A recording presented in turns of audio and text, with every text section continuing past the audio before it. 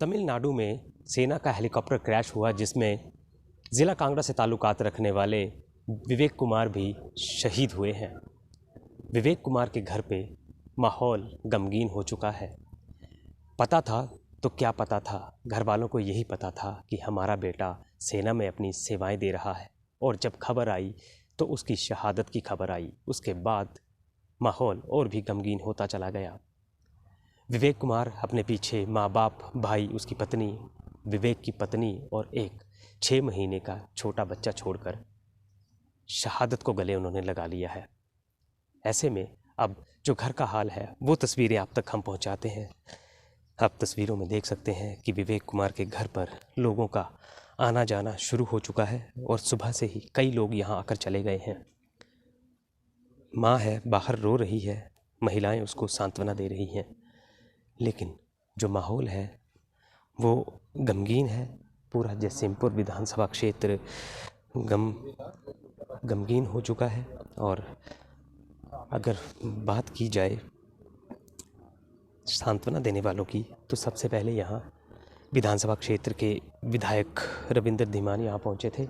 उसके बाद एसडीएम यहाँ पहुँचे जिन्होंने सांत्वना दी। विधायक जी, इस दुख की घड़ी में आप इनके साथ हैं, क्या हुआ था और क्या लगता है इसके बारे में, क्या बताएंगे? जैसे कि आपको पता है कि पिछले कल तमिलनाडु में एयर क्रैश में सीडीएस विपिन सिंह रावत जी और उनके परिवार की दुखदायी मृत्यु हुई। तो अन्य लोगों के साथ साथ मेरी विधानसभा से ये ठेड़ू गांव से लांस नाइक के रूप में, जो पीएसओ के रूप में तैनात था विपिन सिंह रावत जी के साथ, उस नौजवान साथी की भी दुखदायी मौत कल हुई है। आर्मी के कुछ लोग आज आए हुए थे, डीएनए सैंपलिंग के लिए सैंपल्स लेके गए हैं। डीएनए प्रोफाइलिंग के बाद ही अब पार्थिव शरीर को संभवतः कल शाम तक लाया जाए या परसों तक।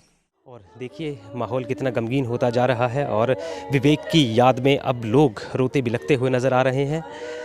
माँ को इंतज़ार है तो उस बेटे की आवाज़ सुनने का, जो माँ माँ कहकर बड़ा हुआ, बड़ा होने के बाद आर्मी में भर्ती हुआ, आर्मी में भर्ती होने के बाद पैरामिलिट्री का कोर्स किया और उसकी जो ट्रेनिंग थी वो ली। उसके बाद से विपिन रावत जो कि सीडीएस थे, उनके साथ पीएसओ थे, और कल तमिलनाडु में उनका प्लेन क्रैश हुआ है जिसमें विवेक कुमार की भी शहादत हुई है। तो ऐसे में माहौल लगातार गमगीन होता जा रहा है। और आज सुबह आर्मी वालों ने जो शहीद विवेक कुमार हैं उनके परिवार के डीएनए टेस्ट के लिए सैंपल भरे हैं और उन सैंपल को लेकर के आर्मी के जवान दिल्ली के लिए रवाना हो चुके हैं। और जो संभावनाएं जताई जा रही हैं, जो पार्थिव शरीर है उसको डीएनए रिपोर्ट आने के बाद हिमाचल प्रदेश के जयसिंहपुर विधानसभा क्षेत्र के ठेड़ू गांव लाया जाएगा और उसके बाद शहीद विवेक कुमार का अंतिम संस्कार किया जाएगा।